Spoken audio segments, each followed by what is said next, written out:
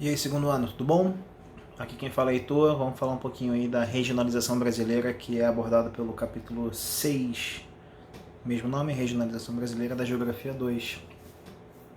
Seguinte, a gente, dentro da geografia, gosta de estudar três tipos de regionalização.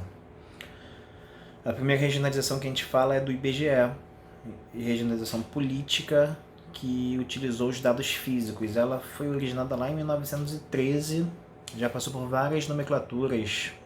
Hoje a gente compõe as 5 macro-regiões: Norte, Nordeste, Sudeste, Centro-Oeste e Sul. Essa avaliação, essa divisão, ela usou apenas os dados físicos, avaliando a posição geográfica de cada região.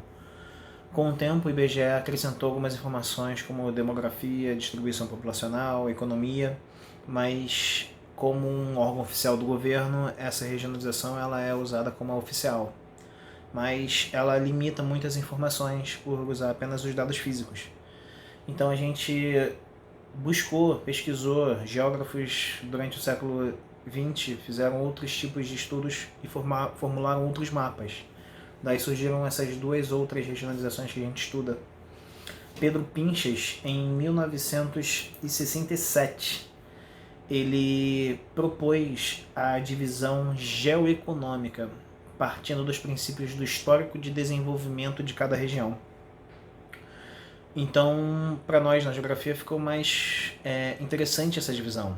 Ele divide o país em 3 partes só: região amazônica, Nordeste e Centro-Sul, onde o Centro-Sul é a região que faz, que move, que desenvolve o país com mais atividades econômicas, principalmente o Sudeste, com a indústria e a agricultura, e a expansão da fronteira agrícola para o Centro-Oeste. E de quebra ainda engloba a região Sul, com o maior desenvolvimento humano do país. O que é bom pra caramba de ressaltar é que, quando eu falei a primeira regionalização do IBGE, a gente tem 2 mudanças de nomes: Centro-Sul, que vai englobar o Sudeste, Centro-Oeste e Sul, e a região Norte passou a ser Amazônia, só que Nordeste continua como Nordeste. Principalmente pelo atraso econômico que o Nordeste apresenta devido às ações da colonização portuguesa, do baixo desenvolvimento humano e de uma grande defasagem da população durante o século XX, com as migrações para a região do Sudeste. Então, o Nordeste apresenta, para Pedro Pinchas, a região das mazelas econômicas, tá? Sociais também. Já a região Norte, para Pedro Pinchas, é o vazio demográfico. Acontece muita atividade econômica, extrativismo, mineração, mas a ausência da população em grande quantidade, apenas alguns centros urbanos numerosos como Manaus, como Rio Branco, não é o suficiente para trazer uma região homogênea. É uma região de ilhas urbanas. Já quando a gente avalia o Centro-Sul, principalmente o litoral, o eixo Rio-São Paulo, são dezenas de municípios de cidades interligadas, conurbadas, com muita industrialização, com muita atividade econômica. Então, traduz muito melhor para o desenvolvimento econômico da região, tá? Então, geoeconômica de Pedro Pinchas, 3 regiões: Nordeste, como as mazelas, região Norte e a Centro-Sul. A mais atual é essa terceira regionalização, é chamada de 4 Brasis, pelo grande Milton Santos, né, um dos principais geógrafos do Brasil, acho que o melhor geógrafo do Brasil, mais famoso, e uma mulher que trabalhou muito com ele várias vezes, vários projetos, livros, que é a Maria Laura Silveira. O que essa divisão propõe? É um meio técnico científico informacional. Traduz a globalização. Como cada parte do Brasil responde a um processo de interação com o planeta e com as suas atividades econômicas.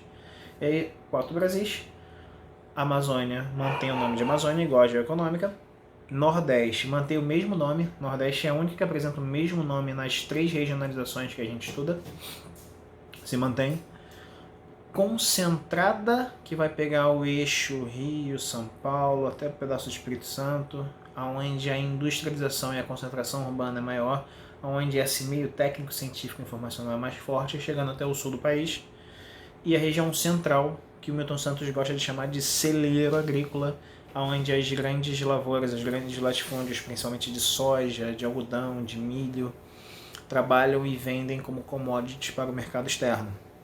Então, a 4 Brasis, ela para hoje, para a atualidade, ela é muito mais evidente.